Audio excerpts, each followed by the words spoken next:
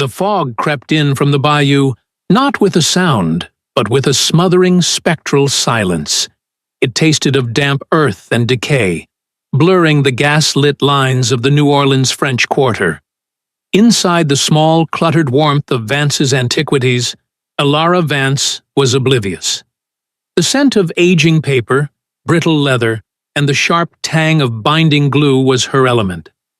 The quiet snick of her bone folder pressing a crease into vellum was her symphony. This shop was all she had left of her father. It was a legacy built of quiet obsession, ink-stained fingers, and an almost sacred devotion to the written word. Floor-to-ceiling shelves groaned under the weight of forgotten histories. Her father's tools lay in their designated places. This was her kingdom, her sanctuary.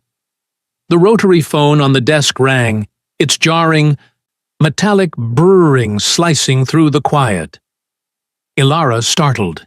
It was nearly 2 in the morning. She frowned, wiping her hands on her linen apron. Who would call the shop's landline at this hour? Vance's Antiquities, she answered, her voice a little rough. I require assistance, a man's voice said.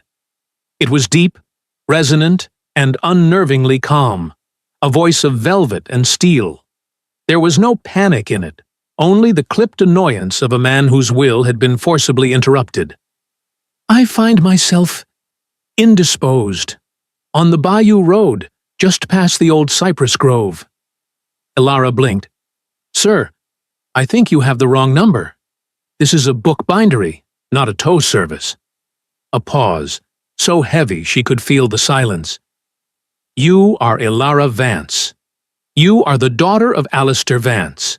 You are precisely the one I require. The vehicle is a 1934 Rolls-Royce Phantom. The issue is esoteric. A cold prickle danced down her spine. I don't understand. What kind of issue? An issue of containment, the man said, a sharp edge of impatience in his ageless tone. Just get here. You will be compensated, and you will come alone. The man hung up. Elara stared at the receiver. Logic screamed at her to lock the door, but her father's name and the word esoteric. Alistair Vance had not just been a book restorer. He had been a man of quiet, strange hobbies. He collected books she could not read, filled journals with symbols she did not understand, and entertained clients who looked as if they had stepped out of a different century. Curiosity and a deeper loyalty to her father's strange legacy won out. She sighed, grabbing her oilcloth jacket. Her battered but reliable old Jeep Wagoneer, the Archivist, sat waiting in the alley. The Bayou Road was a cracked ribbon of asphalt winding past the dark, brooding silhouettes of cypress trees. Spanish moss hung from their branches like ghostly hair. The fog was oppressive, swallowing her headlights. She slowed, her eyes scanning the darkness, and then she saw it. The Rolls-Royce Phantom was a sleek, predatory shadow, its elegant, pre-war curves gleaming. A man stood beside it, unconcerned by the damp chill. He was tall, broad-shouldered, and dressed in an immaculately tailored dark suit that seemed too perfect for the setting. Even from a distance, Elara could feel an aura radiating from him, an unnerving stillness that bespoke ancient power. This was not a man who was ever a victim of circumstance. She pulled the Jeep to a stop. As she stepped out, the man turned. His face was all sharp angles and aristocratic planes, but it was his eyes that held her. They were dark, deep-set, and they watched her, not with relief, but with the cold, assessing gaze of a predator. "You're from the bindery?" he asked, his voice even colder in person. "I am the bindery," Elara corrected, keeping her tone level, though her heart had begun a low, fearful drumming. "You said the problem was esoteric." "Aptly put. It will not start." He complied, and a section of the long hood lifted silently. Elara peered at the engine, her flashlight beam sweeping over it, and she froze. Her blood ran cold. This wasn't a mechanical failure. This was a trap. There was no grease, no oil. Instead, a faint, iridescent filigree was woven around the engine components. It wasn't wire. It looked like a solid, silvery chain, pulsing with a faint, cold light. And carved directly into the engine block itself were symbols. Symbols she recognized. She had seen them in the margins of her father's most disturbing journals. Runes of binding, of suppression, of caging. The air didn't smell of gasoline. It smelled of ozone and something else. A sharp, metallic tang. Silver. This, she whispered, her voice failing. This isn't a breakdown. This is a containment grid. It's designed to paralyze something. The man's unnerving stillness intensified. He moved closer, his cold presence washing over her. And what do you know of such things, little scribe? Before she could answer, a new sound cut through the fog. The squeal of tires. A nondescript black van screeched to a stop 50 feet away, its headlights pinning them. The side door slid open, and two men emerged in black tactical gear. They didn't speak. They just started walking towards them. "Get in your vehicle," the man commanded, his voice a low, dangerous growl. "What? Who are they?" "Hunters," he interrupted, his gaze fixed on the approaching men. "And you, Ilara Vance, have just made yourself a collaborator. Do as I say. Now." The men raised their weapons. Not guns. They were sleek, modern crossbows, and the bolts they loaded gleamed with a faint, silvery light. "Ilara," the man beside her said, "my name is Cassian. Tonight, you saw something you shouldn't have. That makes you a part of this." The first thwip of a crossbow broke Ilara's paralysis. She scrambled into the cab of the archivist, her heart a wild piston in her chest. She ducked low as another thwip followed, and a silver-tipped bolt slammed into the passenger door of her Jeep, inches from where her head had just been. It sizzled where it met the metal, a plume of acrid smoke rising. This was real. The sharp, coppery smell of blood, mixed with the ozone of the burning silver, drifted on the damp air. Outside, she heard the frantic scuffle of boots, a guttural grunt of pain, and then a sound she would never forget. A low, predatory snarl that didn't sound human. She didn't understand what was happening, only that it was fast, brutal, and utterly one-sided. She heard a sickening crack, a choked scream, and then silence. A heavy, ringing silence descended. She waited, not daring to move. The driver's side door of the Jeep was pulled open. Ilara flinched, a scream catching in her throat. Cassian stood there, his large frame silhouetted against the fog. A dark splatter of blood stained his cheek, but otherwise, he was unnervingly unscathed. His eyes. In the dim light, they seemed to glow with a faint, unnatural amethyst light. "It's done," he said, his voice flat. "Get out." Trembling, Ilara crawled out. The two men in black lay motionless on the asphalt, their forms twisted, broken. Cassian didn't spare them a glance. His focus was entirely on her. "My car is a cage," he said, wiping the blood from his cheek with a pristine handkerchief. "We're taking yours." "Taking it where?" Ilara stammered, her voice shaking. "Somewhere safe," he replied. He walked to the passenger side of her Jeep, opened the door, and then looked back at her, raising a single dark eyebrow. A wave of defiance, born of pure terror, surged through her. "I'm not going anywhere with you. I'm calling the police." Cassian let out a short, dry laugh, utterly devoid of humor. "And what will you tell them, little scribe? That the bogeyman killed the hunters? Those men belong to an order. They hunt my kind. They failed tonight, but they saw your face. They saw you help me. If you stay here, they will come back. Not just for me, but for you. And next time, I won't be here to stop them." Every word was a cold spike of truth. She looked from the bodies on the ground to his hard, implacable, and terrifyingly beautiful face. He was right. The cold fear tightened its grip. She had stumbled into a world where the normal rules didn't apply. She took a deep, shuddering breath. All right. The drive back to the city was surreal.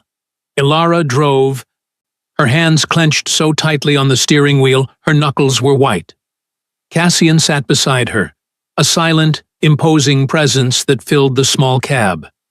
He gave quiet directions, guiding her through a labyrinth of side streets, expertly avoiding the main thoroughfares.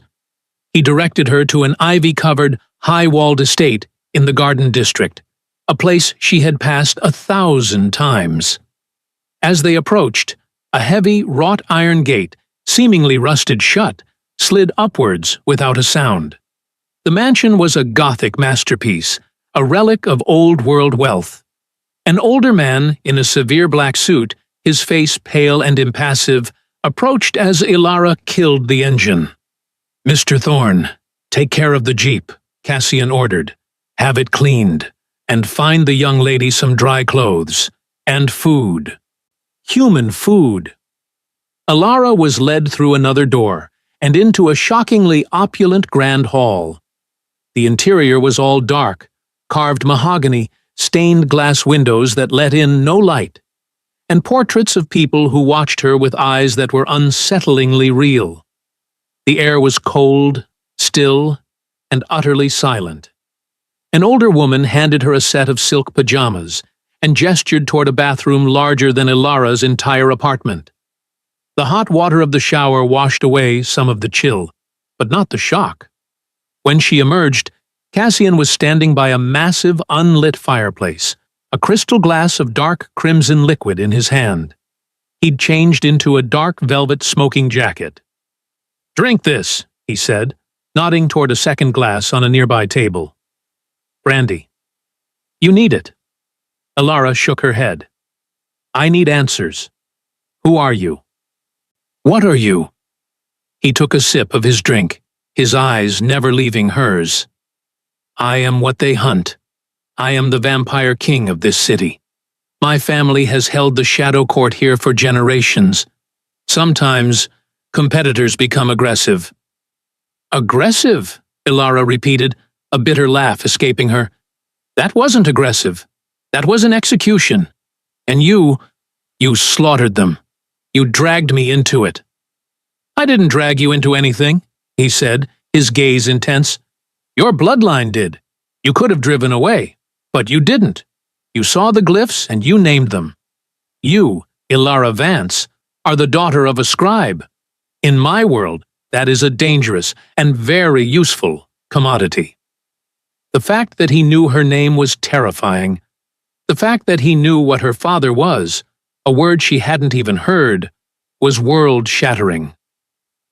"You have a choice," he continued, setting down his glass. "You can leave in the morning. I'll have my men watch you. But the Order saw you. They will find you. They will torture you for information about me, and then they will kill you for being tainted. Or," she whispered, though she already knew the answer, "or you can stay. You've proven yourself. Unique. You have a skill, a knowledge that I require, and I can protect you better if you're close." Ilara stared at him, speechless. "I'm a book restorer. I fix bindings. I'm not one of you." "I have plenty of monsters," he said, a ghost of a smile touching his lips. It did not reach his eyes. "What I lack are people I can trust. Tonight, you didn't run. That makes you more trustworthy than half the creatures on my court." He stepped closer, forcing her to tilt her head back to meet his gaze. "Think about it. The choice is yours. But understand this," he said, his voice dropping to a velvet purr that was more dangerous than any shout. "Your world is no longer the one you left when you answered that call, and it will never be the same again." He left her then, alone in the vast, cold, silent hall. Alara shuddered, though it was no longer from the chill. He was right. She couldn't go back. The choice he offered wasn't between freedom and captivity. It was between being hunted alone or being protected by the alpha predator. Sleep was an impossibility. Ilara was shown to a guest suite by the silent, unsettling Mr. Thorne. The room was a masterpiece of antebellum opulence with a towering four-poster bed, silk wallpaper, and furniture that belonged in a museum. But it was cold, not in temperature, but in spirit. It was a room that had not seen a human guest in decades, perhaps a century. She sat on the edge of the bed, the silk pajamas feeling foreign and slick against her skin. Every time she closed her eyes, she was back on that fog-shrouded road. The hiss of the silver bolt, the impossible speed of Cassian's movement, the predatory amethyst glow in his eyes. She was a prisoner in a gilded cage. But the predator that had trapped her was, for now, the only thing keeping the other monsters at bay. When dawn broke, a strange, gray light filtered through the heavy velvet curtains. The house fell into a profound silence, as if the very stones were holding their breath. The staff, Thorne and the severe, pale housekeeper, moved with a quiet, unsettling efficiency. They were not alive. In the same way she was. Their movements were too precise, their faces too impassive. Driven by a restless energy, Alara left her room to explore.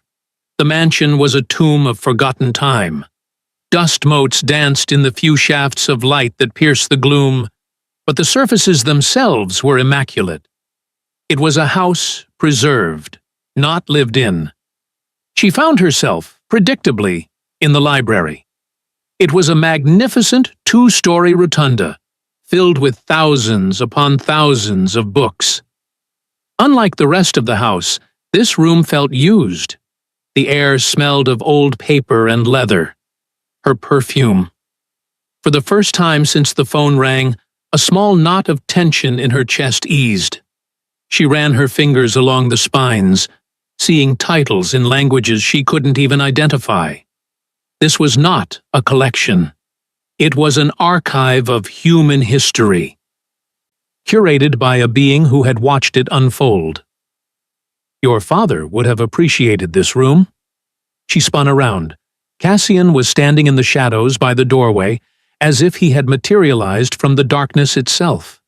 He was dressed again in a perfectly tailored suit, his presence commanding the vast space.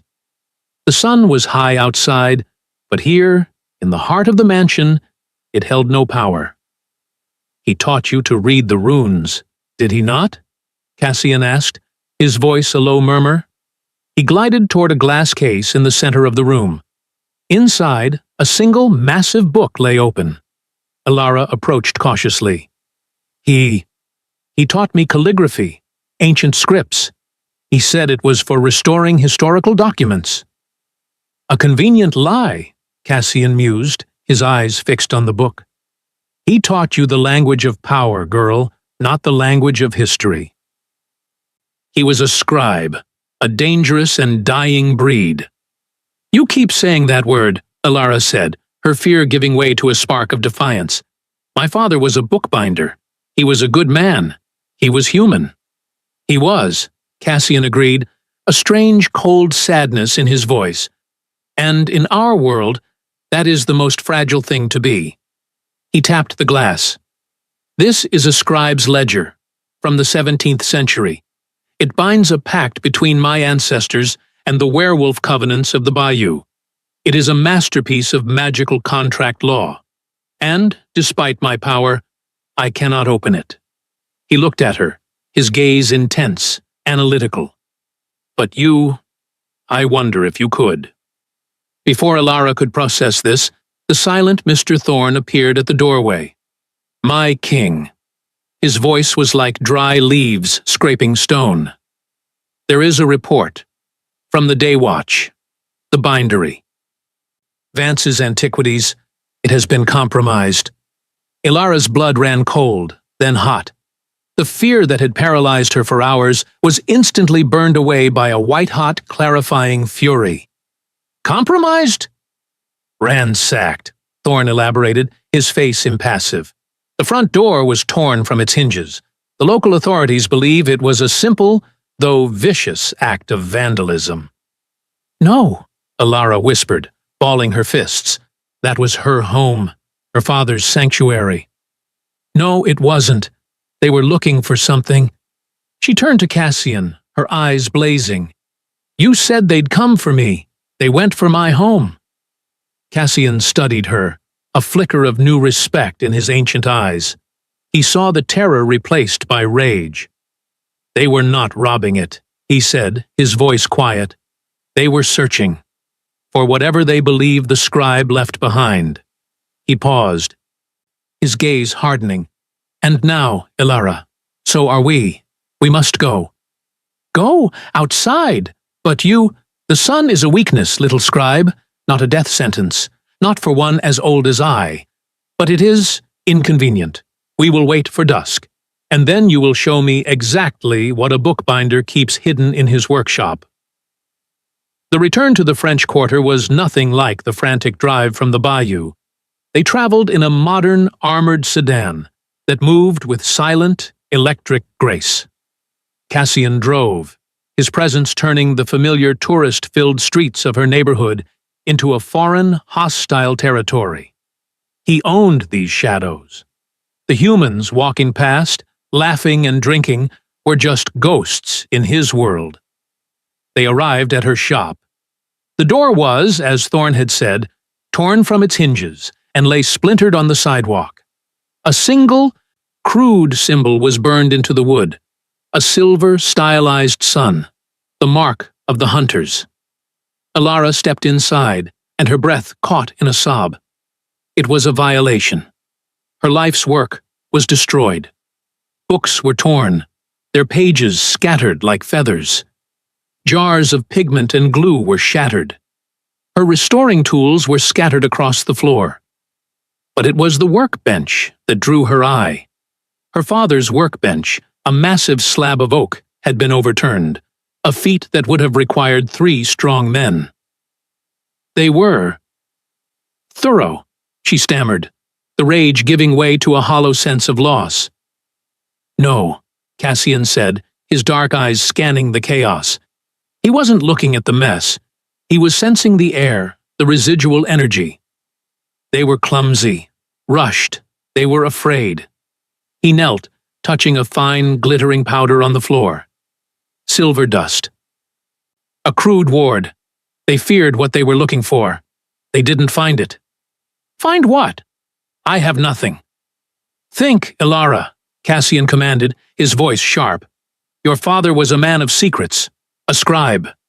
Where would he hide the most important text of all? Alara looked at the chaos, her mind racing. She thought of her father. Meticulous, organized. He loved puzzles. He always said, "The best hiding place is the one everyone sees but no one looks at." Her gaze snapped to the overturned workbench. Not it. Under it. With a grunt, Cassian righted the massive table, setting it back on its legs with an ease that was terrifying. Alara ran her hands along the underside of the heavy oak slab, her fingers searching for something she hadn't felt since she was a child. A small groove, a wooden latch, worn smooth by time. Click. A false panel in the leg of the workbench slid open, revealing a shallow, velvet-lined cavity. It was empty, save for a single, small, leather-bound book.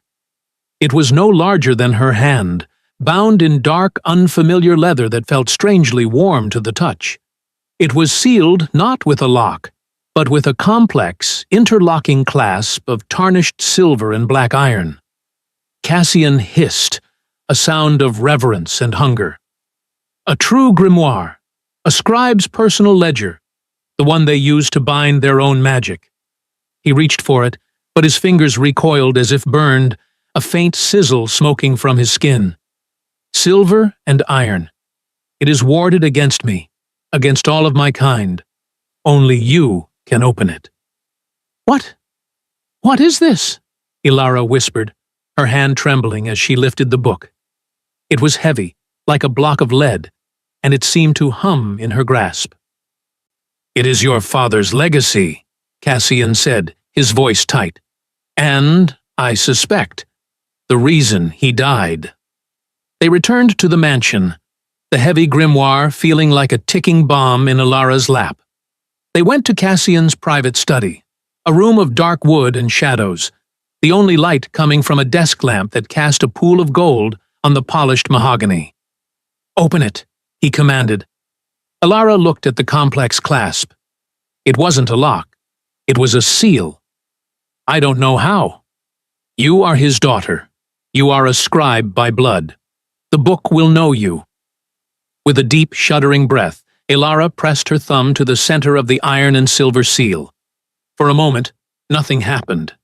Then, a sharp, cold pain lanced into her thumb, as if she'd been stung. A single drop of her blood welled up, and was instantly absorbed by the metal. The mechanism clicked, and the clasp sprang open. She opened the cover. The pages were thick vellum filled with her father's familiar, precise script. But the ink, it wasn't ink. It seemed to move, shifting from black to a deep blood red as the light hit it. It was a record of oaths, pacts, and testimonies. Names of creatures she'd only read about in Gothic novels, fae, were, and vampire, were all listed, bound by her father's hand. And then she found it. The last entry. It wasn't a contract. It was a letter. "My dearest Ilara, if you are reading this, then the world I tried to hide from you has found you. For that, I am endlessly sorry. I was not just a bookbinder. I am a scribe, as my father was before me. Our duty is to witness, to record, and to hold the balance. But I failed. 20 years ago, I witnessed a betrayal that broke the Shadow Court. The former king, Cassian's father, was murdered." Ilara's breath hitched. She looked up at Cassian. He was as still as a statue, his face carved from ice, watching her read. She continued, "He was not killed by the hunters, as the official story claims. He was assassinated by his most trusted advisor, the man he called brother, Lord Valerius." Cassian's stillness shattered. A low, animalistic growl rumbled in his chest, a sound of pure, unadulterated hatred. "Valerius," he whispered, the name a curse. He was my father's right hand. After the attack, he was the one who saved me. He has been my closest counsel. He raised me." "It's worse," Ilara said, her voice shaking as she read on. "He's been working with the hunters. He framed them for the murder, then used the ensuing chaos to seize power behind the throne. He's been slowly poisoning the covenants, weakening your rule, preparing to hand the city over to the hunters in exchange for his own immortal, protected territory." The trap on the Bayou Road. It wasn't set by the hunters. It was set by Valerius, using their magic. He was testing Cassian, and by sending the hunters in afterward, he was framing them for the assassination attempt, driving Cassian further into his trust. The book says, "My father recorded Valerius's confession," Ilara read, her eyes wide. "He trapped his sworn oath in the binding of this very book. But it is magically sealed. It can only be broken by a scribe's true sanction, a public attestation. It must be done in a place of true neutrality, where all blood is bound by truce." Cassian closed his eyes. A single, dark, crimson tear forced its way from his eyelid and rolled down his cheek, sizzling like acid when it hit the wooden desk.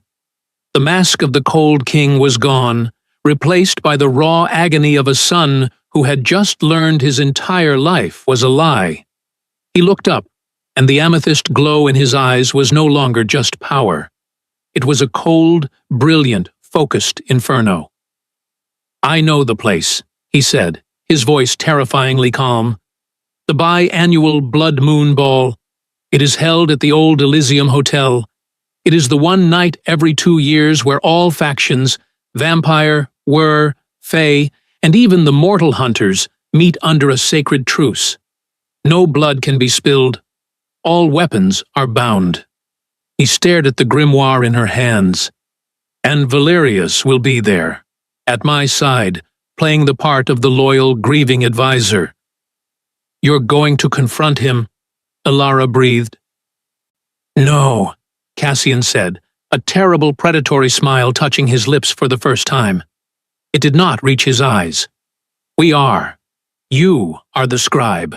You will be my truth, and you will be my justice. The 2 nights leading up to the Blood Moon Ball were a blur of strained electric tension. The mansion, once a cold tomb, was now a silent, coiled spring. Cassian was no longer the aloof, cold king. The revelation had stripped away his mask of centuries-old indifference, replacing it with a cold, focused inferno. He was a man with a singular purpose, and Elara was his only weapon. She, in turn, was no longer the terrified recluse. The rage and grief for her father's desecrated shop had settled into a hard, cold resolve. She was the daughter of a scribe, and her father's last act, his final, perfect, meticulous record, would not be in vain. She pored over the grimoire, not just the final entry, but all of it. She absorbed the histories, the pacts, the language of power her father had wielded in secret. It was a dark inheritance, but it was hers. Their relationship shifted. The distance between them, that of predator and prey, collapsed. He spent hours with her in the library, watching her read, a silent guardian as she armed herself with the knowledge he could not access. He was a creature of immense power, but in this he was completely vulnerable. He was staking his entire reign, his family's honor, and his very life on the courage of one human woman. Valerius will not suspect you, he said, his voice a low rumble in the stillness of the library. It was the night of the ball. To him, you are a mortal pet, an amusement. He will not see the blade until it is at his throat. I'm not a blade, Cassian, she said quietly, not looking up from the book. I'm a mirror. I'm just going to show them all exactly what he is. Then you must look the part, he replied. A transformation followed, a stark contrast to the academic preparation. The pale housekeeper, whom Elara now knew was a loyal, bound spirit named Elise, arrived with a team. They were not stylists, they were artists of illusion. Elara stood before a full-length mirror, a stranger staring back at her. The dress was a masterpiece of midnight blue silk, so dark it was almost black, that clung to her form like a second skin. It was elegant, severe, and moved like liquid shadow. Her hair, usually tied back in a messy bun, was styled in a complex, regal braid. The ink under her nails was gone. Her hands immaculate. She was beautiful, but it was a cold, dangerous beauty. It was armor. Cassian entered the room as they finished, stopping dead in the doorway. He was dressed in a perfectly tailored tuxedo, a modern king of the night. For a long, silent moment, the mask of control slipped. His eyes widened, not just with appreciation, but with a raw, possessive awe that sent a jolt of heat through her. "They will see a scribe," he said, his voice a low rasp. He held out a velvet box. Inside lay a heavy, intricate necklace of black diamonds and a single teardrop amethyst that pulsed with a faint, cold light, the exact color of his eyes when he'd saved her. "My mother's," he said, "the heart of the court. It will protect you. It will mark you as mine." As he fastened it around her neck, his fingers, impossibly cold, brushed against her skin. The jolt was more potent than any human touch. They stood close, the scent of his cologne enveloping her. For a heartbeat, the world of violence and revenge faded, leaving only the two of them. a man and a woman caught in something far more ancient and complicated than a mafia war. "I am trusting you with the legacy of my father," he murmured, his gaze locked on hers. "And I," she replied, her hand instinctively rising to rest on the grimoire she now carried in a small chained satchel. "Am trusting you with mine." The Elysium Hotel was a forgotten relic in the heart of the city, closed to the mortal world for half a century. Tonight, it was ablaze with light. The magic of the truce was a physical weight in the air, a heavy, oppressive blanket that dulled the senses and demanded civility. The lobby was a sea of impossible beings. Tall, elegant creatures with eyes like jewels, the Fae, mingled with powerfully built men and women whose animalistic energy crackled beneath their designer clothes, the wear. And moving among them all, the eldest and most powerful, were the vampires, their stillness and grace a perfect mask for their predatory nature. Alara felt hundreds of eyes on her as she entered on Cassian's arm. They weren't just a couple. They were a declaration. The rightful king with a mysterious, unknown woman wearing the heart of the court. They found him by the grand staircase, holding court. Lord Valerius. He was older, with silver hair and a warm, handsome face that radiated trustworthiness. He looked, Alara thought with a sickening jolt, like a kindlier, warmer version of her own father. When he saw Cassian, his face lit up with a broad, paternal smile. "My king, you are late," Valerius said, his voice smooth as aged brandy. He embraced Cassian, a gesture of fealty and love. "And you have brought a guest." His eyes swept over Alara, a flicker of polite curiosity, and nothing more. She was, as Cassian predicted, utterly insignificant to him. "This is Alara Vance," Cassian said, his hand resting on the small of her back.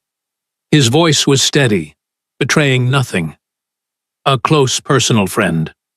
"A pleasure, my dear," Valerius said, bowing slightly. "Any friend of my son is a friend of mine." The word son hung in the air, a vile, poisonous lie. Alara felt Cassian's muscles tense beneath his suit. The evening was a master class in psychological warfare. Cassian was charming, relaxed, introducing Alara to faction leaders, while his presence put Valerius on edge. Valerius, in turn, never left his side, the perfect, loyal advisor, guiding his son through the political minefield. Alara played her part, smiling politely, her mind racing. She was the bomb, ticking silently in the center of the room. The confrontation happened at midnight, the peak of the blood moon. Cassian moved to the center of the grand ballroom, holding up a hand for silence. The music died. The chatter ceased. Every eye turned to him. "My friends," Cassian began, his voice projecting effortlessly, "we gather tonight under the truce to honor the old ways, to put aside our grievances, but we do so under a lie." A nervous murmur rippled through the crowd. Valerius stepped forward, his face a mask of concern. "My king? What is this? You are unwell."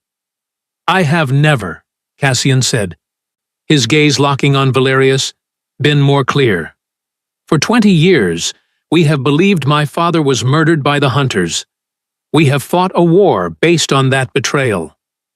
"A war I helped you win," Valerius declared, his voice full of righteous indignation. "In your father's name." "Do not," Cassian hissed, the word a snarl. "Speak his name." He turned to the crowd. "We were deceived, but the old magic does not forget. Tonight, we have a witness."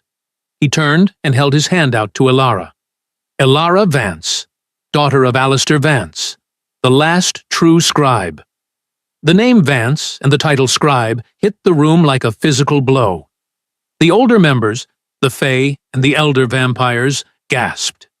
They knew what that name meant. Valerius's charming smile finally faltered. His face went pale. He knew exactly what that name meant. "This is madness," Valerius stammered. "A human girl?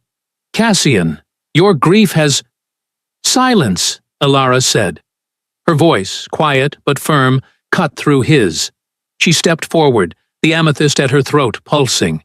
She held the small, heavy grimoire in her hands. "This is the ledger of my father, Alistair.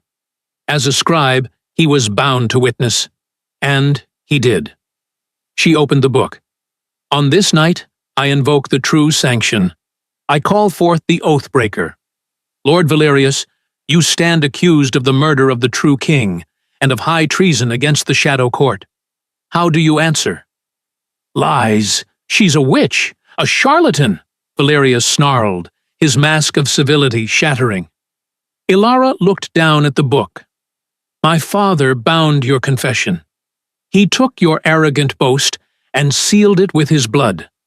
By my blood, I now release it." She pressed her thumb, which she had pricked with a pin from her hair, onto the final page. The ink, the moving blood-red script, flared. It lifted off the page, coalescing in the air above them, a cloud of roiling red mist. And then it spoke. It was Valerius's voice, younger, arrogant, triumphant, booming magically through the hall. "The old fool. He called me brother. He never saw it coming. The hunters will take the blame.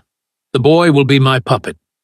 And this city will be mine." The confession echoed, word for word, the exact text from the grimoire. A collective, horrified silence fell upon the room. The truce, the ancient magic of peace, shattered like glass. The oppressive weight in the air vanished, replaced by the raw, metallic scent of bloodlust. Valerius, his face a mask of pure, rabid panic, lunged. Not at Cassian. At Ilara. He was fast, but Cassian was faster. With a roar that was not human, Cassian intercepted him, slamming Valerius across the room with impossible strength, shattering a marble pillar. The crowd scrambled back, forming a wide circle. The duel was instant. Valerius, a powerful vampire in his own right, drew a hidden silver blade. But he was fighting for his life. Cassian was fighting for his soul. It was no contest. Cassian moved like a phantom, a blur of rage and vengeance. He disarmed Valerius, breaking his arm with a sickening crack. He lifted the older vampire by the throat, slamming him against the wall, his claws extending. "You took him from me," Cassian snarled, his face contorted with 20 years of pain. "You made my life a lie." "He was weak," Valerius choked, blood pouring from his mouth. "He wanted peace. With the mortals, he would have ruined us." Cassian's claws dug in, ready for the final killing strike. The entire room watched, waiting for the execution. "No!" Ilara's voice, clear and commanding, rang out. Cassian froze, his head turning to her. His eyes were pure, glowing amethyst, lost in the bloodlust. "Don't, Cassian," she pleaded, walking toward him, her hands raised. "Don't become him. He used murder to gain power. If you do the same, he wins. This is what he does. It is not what you do." He stared at her, the predator warring with the king. He saw the strength in her human face, the plea for a justice greater than mere revenge. He looked back at Valerius, the rage in his eyes cooling to an arctic chill. "She is right," he whispered. He released his grip, letting Valerius crumple to the ground. "Death is a release. It is too kind for you." He turned to the stunned crowd. "Seize him. He will not be a martyr. He will be a prisoner. He will face the judgment of all the covenants he betrayed. His legacy will not be one of rebellion, but of pathetic, cowardly treason." Silence. Then the werewolf alpha stepped forward. Then a Fey Lord. "The scribe speaks the truth. We will honor the king's justice." The fall of the House of Valerius was swift and total. The war was over. But the peace was just beginning. Alara did not stay in the mansion. She returned to her shop, which Cassian's resources had rebuilt better than it was before, reinforced with new oak and, Alara noted, subtle silver threads in the doorframe and iron runes under the window sills. Her life became a paradox. By day, she was the book restorer, her hands once again stained with ink and glue. But her shop was no longer just a shop. It was a sanctuary. By the king's decree, it was true neutral ground, a place where no blood could be spilled, where pacts could be witnessed, and disputes mediated. She was not a queen sitting on a throne. She was a scribe, sitting at her workbench, a bridge between the mortal world and the Shadow One. Her nights were often spent with Cassian. He would appear at her shop in the late hours, not as a king, but as a man seeking solace. He would watch her work, the tension of his new reign seeming to melt away in the quiet, orderly scent of paper and leather. They were two halves of a strange new world, the King of Shadows and the Keeper of Truths. The story of Alara and Cassian became a legend, a tale whispered in the dark alleys and grand courts of the supernatural world, and it was a story that carried a powerful, enduring lesson. It taught that true strength is not found in the ability to destroy, but in the courage to rebuild. It showed that vengeance is a hollow victory, a cycle of violence that consumes the jailer as much as the prisoner. Cassian's victory was not in killing Valerius, but in choosing not to. He chose justice over revenge, breaking the bloody pattern that had defined his world for centuries. And it taught that the most profound power does not always come from immortality or supernatural strength. It can come from a quiet human source, from knowledge, from the courage to stand in a room full of monsters and speak the truth. Alara, the mortal scribe, proved that integrity was a force more powerful than any ancient bloodline, and that even in the deepest darkness, the choice to hold on to one's humanity can change the world.